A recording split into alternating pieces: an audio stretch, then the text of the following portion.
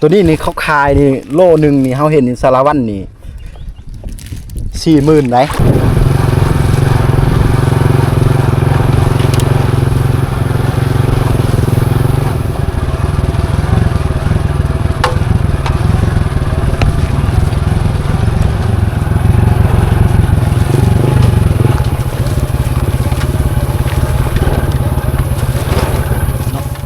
รถไกลอยู่แต่เขาก็ตัดเป็นสดผมว่ามันยาวไปน้องแล้วก็ขี่รถได้แต่สักพักหนึ่งนะไกลนั้นเขาก็ชิยางเอานะนี่เส้นทางที่ไปหาของดีมันนี่เนาะของดีมีหน่อยได้จะได้พบพอนะทุกคนเขาป่าเขาดงมือนี้จะอยู่น้ำเชยได้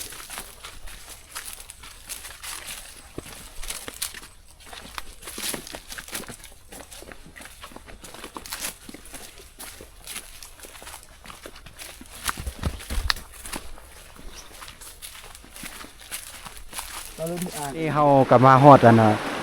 น้ำเชได้ย่างมาประมาณ30 นาทีกลับมาฮอดตั้งแต่จอดรถจักรนะก็ย่างเอานี่น้ำเชนะทุกคนจะเป็นน้ำเชโปนเนาะมาพร้อมด้วยทีมงานเขาเนาะน้ำใสๆเลยทุกคน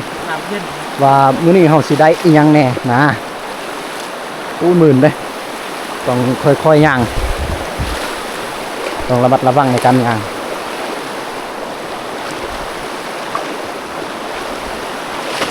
โอ้น้ำใสสวยเลยคนปลาทุกน้ำคักอะไรใสขนาดเลยนะโอ้โหลึกเลยต้องระวังยานเปียกอันนั้นนะโทรศัพท์แต่ว่าอยู่นี่ยังโบแมนบอลที่เขาจะเอาเถอะร้อนเนาะร้อนไม่ผิดกัน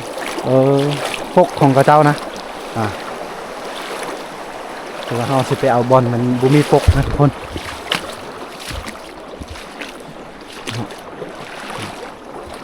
ส่องได้ลุยๆเนาะไปติดตามไปอีกนะทุกคน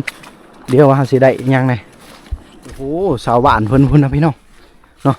เพิ่นกำลังใส่มองอยู่จะบอกว่าเพิ่นได้เนาะโอ้โหใส่น่าจะมีปลาสูตรนะถ้าจะเอาเบ็ดอีมาบนโอ้โหพุ่นโอ้ทุกคนมานนี่โอ้โหทุกคนปลาธรรมศาสตร์ล้วนๆเลยนะปอโตคักสุดไอ้น้องเฮาทุกคนนี่แหละความสุขอยู่ที่บ้านเฮาความสุขอยู่ที่บ้านเฮาพี่น้องเอ้ยนี่ป่าอย่างอันนี้นะเฮาก็บ่ฮู้นะภาษาลาวนี่ยังนี่แต่ว่าภาษากะโดก็สิเอิ้นว่ากิเรงตัวนี้นะป่าตัวนี้โอ้กลางก็เยอะอยู่แต่แซ่บมันได้ป่าตัวนี้นะทุกคนโอ้ยเมื่อยแห้ง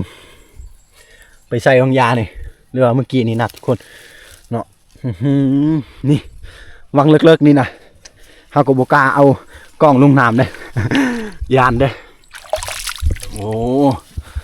สุดยอดเลยทุกคนสุดยอด3 คนเฮาใส่นี่เบิ่งว่าจักน้อยนี่เฮาได้จักโตเลยสินับให้ทุกคนเบิ่งเด้อนี่แหละมักอยู่กับธรรมชาติน่ะกินกับอาหารธรรมชาตินะมักซอยมักกอยมักเพียนี่ก็ได้อยู่เนาะบางทีก็สิเมื่อก้อยสิเมื่อลาบเมื่อแหลกนี่ก็พอได้ลาบอยู่ทุกคนปลาก็โอเคอยู่นะเนาะโอ้โหสำนีก็ถือว่าโอเคแล้วลายแล้วทุกคนเนาะแต่ว่าเขายังสิใส่อีกเทื่อนึงตามเบิ่งก่อนเบิ่งสถานการณ์ทำบ่นาวเนาะสิใส่อีกบางทีก็อยู่ลุ่มพุ่นนะ เมื่อกี้เขาก็ใส่หน้ากากธรรมดาอยู่จะบ่มีหน้าเด้อนี่หน้ากากว้าสุดยอดความเมื่อยเนาะพอได้กินอยู่ทุกคนเอามานนำกันเด้อ ติดตามอีกจักหน่อยว่าเฮานับได้นะ Tin nói chắc. ตอนนี้เฮากำลังสิ Muốn cái chắc kìa. เอาออกนี่ปลานี่ปลาน้อยๆนะก็พอได้กินทุกคนเนาะข้าวเดียวนี่เฮาใส่นะประมาณ10 กว่านาทีหนึง Có tru ấy lỗ ở đồng อยู่นี่นะแต่มันเลิกโพดเนาะท่วมหัวหมดนี่ขนาดมองนี่ดวงชูงก็ยังท่วมหมดนี่ปลากับปลาซำนี้เด้อทุกคนนี่โอ้โหปลาจาดปลาธรรมชาติโอ้คือว่าอยู่บ้านนี่เขาบ่ได้ใส่มักผ่าเนอะเพราะว่ามันผิดกฎหมายเลยถ้าใส่มีแต่ใส่มองเอาหน้าเฮาก็ยังบ่ได้เอาไปแต่จริงก็ใส่ได้อยู่หน้าปอปิงแล้วก็ตำบักทั่วตำบักหุ่งมื้อแรงนี่มื้อแรงจังน้อยนี่นะ เพราะว่าตอนนี้ก็เที่ยงเด้อทุกคนก็พอได้กินอยู่ก็ติดตามเบิ่งนำกันอีกว่าเฮายังสิใส่อีกบ่บางทีก็ยังสิใส่อีกเทื่อนึงมองนะสิไล่มองอะครับสิไล่อีกเทื่อนึงก็ฟังเบิ่งก่อนนะตอนนี้เนี่ยนี่เนาะเอาออกโอ้โหพอได้กินนะทุกคน cái rẹt nó không vậy đâu. อ๋อโธ่คักสุดเนาะมีแต่3 คนเฮานะใส่ Ok. ปอโธ่ Coi. Bội chợ. ภาษาเฮาเอิ้นอาก้อยตัวนี้นะครับปลาจาดนี่เนาะภาษากระโดเอิ้นอาก้อย À chợ. Bội chợ. ตัวภาษากระโดนี่ผู้นี้เอิ้นกับบวยเจาะอีกต่างอีกเด้แล้วแต่ท้องถิ่นจะเอิ้นนะเจาะเฮาก็เอิ้นอาก้อยเขาก็สิเอิ้นเจาะแท้จริงลาวก็เว้าแบบเดียวคล้ายคือปะโกะนะนี่นะเอาออกต้องค่อยๆเอาออกนะถ้าบ่มันสิขาดมองเฮารักษาไว้นะทุกคนพอยังสิใส่อีกนะโอ้ย Cá dầu mua rau khỉ được. Giảm lơ. ปลานิลบักใหญ่ซองโตมันหลุดขาดเลยนะบ่อยู่นะทุกคนโอ้ยเสียดายถ้ากองดีๆคักๆนี่สิมุดลงน้ำเลยนะ Lệ cái sự nhặt được luôn cả. Được cái sự này. ทุกคนเอานับนะมาได้จากโตนี่อันนี้2แล้วกับนี่แหละป่าธรรมชาติก็ซ้ำนี่แหละสิหายังได้เนาะอันนั้น2 โตเด้อ3 4 โต5 โตเนาะ6โอ้ป่ายาวๆ6 โต7 โต8 โต9 โต10 โต11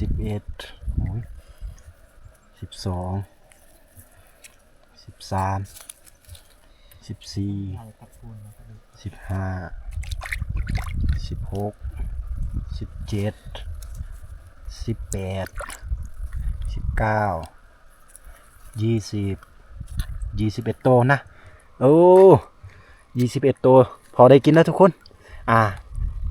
ลงหม้อเมื่อกี้เทื่อนึงได้21หรือว่า21 โตป่ะประมาณนี้ล่ะเพิ่นก็สิคั่วไปเลยนะเอาใส่มันออกนะเพราะว่ายานมันสิเน่าแล้วก็เฮาว่าเละเจ๊ทนกับอังเริงรอยมาเอี่ยมนะแก Chợ. เชาะโอ้ยานมันบูดนะเฮาก็เลยเอาออกก็ตะลึมเดาะเดี๋ยวเล่นเชาะมา Lên chợ. มันเชาะ À tọ. Ok. Chạy lừa. เฮาเมื่อจังน้อยเฮาก็สิปิ้งแล้วก็ตำกับมักแตงป๊อโธ่คักสุดอยู่น้ำนี่ทุกคน โอ้สบานเพิ่นมาเก็บหมากเอาเลยทุกคนตอนนี้เฮาก็ได้แล้วเนาะตัวนี้แหละดีตัวนี้นี่เขาขายนี่โลนึงนี่เฮาเห็นสารวัตรนี่ 40,000 ได้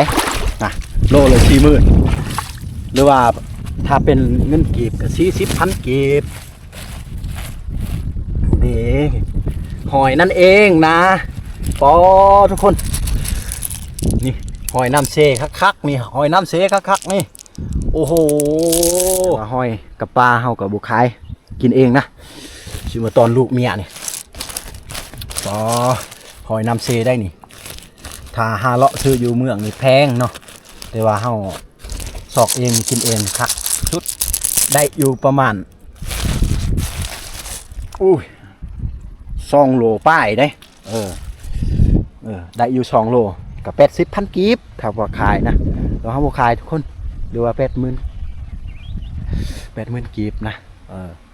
เอาประมาณนี้แล้วทุกคนก็เฮาก็สิเตรียมเดินทางเมื่อเลยนี่ทีมงานเฮานะสิเตรียมเมื่อพุ่นละเพราะว่า